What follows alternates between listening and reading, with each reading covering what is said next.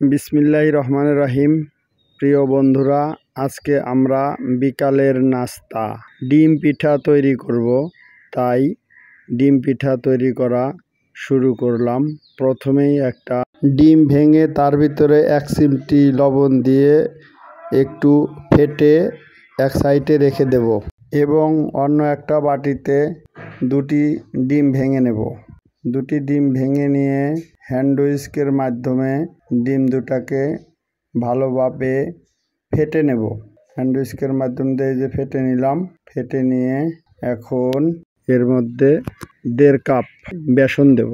বেসন দিয়ে হ্যান্ড হুইস্কের মাধ্যমে ভালোভাবে ফেটে নেব। এরকম সুন্দর একটা ব্যাটার তৈরি করে নেব।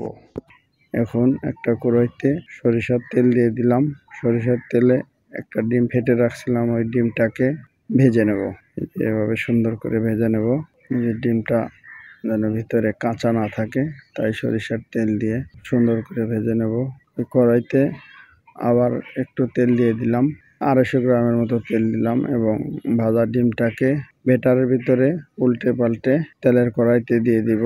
তেলের কড়াইতে দিয়ে দিলাম। এটাকে ভালোভাবে উল্টে পাল্টে ভেজে আবারও ব্যাটারে দিয়ে দিলাম। এই যে ব্যাটারের ভিতরে সুন্দর করে সেট আপ করে দিচ্ছি, মানে বারবার ভেজে আবার লেয়ারের জন্য আর কি। লেয়ার এক পর্যায়ে একটা লেয়ার তৈরি হয়ে যাবে, সুন্দর একটা লেয়ার তৈরি হবে। এই যে উল্টে পাল্টে ব্রাউন কালার করে ভেজে নিতে হবে।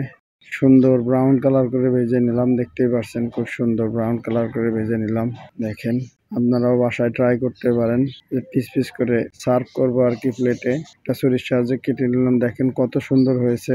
এরকম দেখতে সুন্দর, এরকম খাইতেও সুন্দর হয়েছে। খুব সুন্দর, খুব মজা হয়েছে, অসাধারণ। আপনারা বাসায় ট্রাই করে দেখবেন। এক কথায় অসম, খুব সুন্দর হয়েছে। প্রিয় বন্ধুরা, বাসায় একবার হলেও ট্রাই করবেন এবং আমার পেজটাকে ফলো দিয়ে সাবস্ক্রাইব করে আমার পাশে থাকবেন। আল্লাহ হাফেজ।